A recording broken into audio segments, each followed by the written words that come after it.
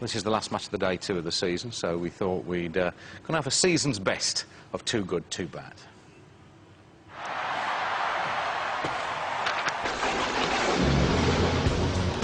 Starting with a bit of defensive incompetence, which we always like. What we don't like is this. Absolute flagrant dive, and then to claim a penalty, horrendous. A bit of the same going on from Pedersen, who jumps a shadow here too. And this season there was so much about it, even the refs were getting involved. Chris Foy jumps a shadow too. Well, why shouldn't I go for something too, he seems to say. A bit of this never goes amiss, although don't do it at school, lads. And Yakubu gets a little bit from Pantsil here. Yakubu's... That's our sound effect, by the way. Yakubu's indignation just makes me laugh more every time I see it. Basic Instinct came to mind here, for reasons that I won't explain. Luckily, a programme is thrust in the way of her unbroadcastables. Before we get a look, thank you, madam. We all enjoyed that very much. Managers, we do like to get this crafty insight into their expertise, the things they spot that we can't see.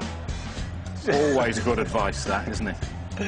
Hand signals have been fertile territory for us. Emu, you know Emu, says Gary, he's going to get it. Emu gets it unless you sort yourselves out. Yeah, that'll be the end for Emu. Here he's saying, you two, get the ball, 2 of you, to me, not you, ball, 2, not... Anyway, whatever, I don't know what he's on about. I don't know what this is about. He turned to him, come on, if you're hard enough, quit your talking, come on, let's get it on, come out here, I'll sort you out. And he shrugs. This is David Moyes celebrating, yes, celebrating a goal. This is David Moyes when he's happy. This is his happy face. In a moment, he'll turn round, whip his coat off, and fling it angrily at his own bench. Not quite sure what that's all about.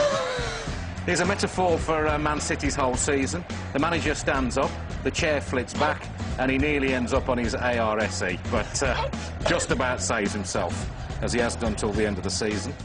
And this is a champagne moment. Mike Phelan sees a balloon. He decides to get rid of the balloon by popping it. The biggest shock of Fergie's season. Mike, I'd be careful if I was you. You might kill him with the shock, although maybe, Mike, that is what you were thinking of. Look at him jump. That's brilliant. My favourite fans of the season? Mr. Strong, he certainly is. As an Arsenal fan, if he says it's Tuesday, it is Tuesday. I like the cut of his jib. He's an Arsenal fan too. Scary, has a little dance, and then goes ballistic. I don't want to see him up a dark alley either.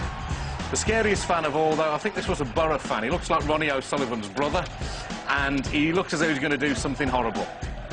He does do something horrible. He shows us his man boobs. We didn't want to see that, especially with that look in your eye.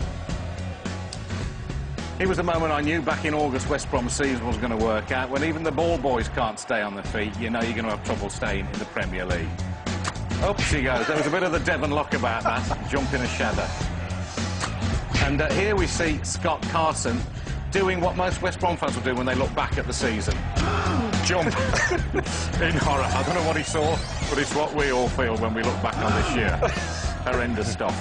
And finally, we don't want to see this. It's mascot abuse in the light of day at Stoke. Just quite disgusting. I can't believe we're showing it again, even if he is only pulling his tail out.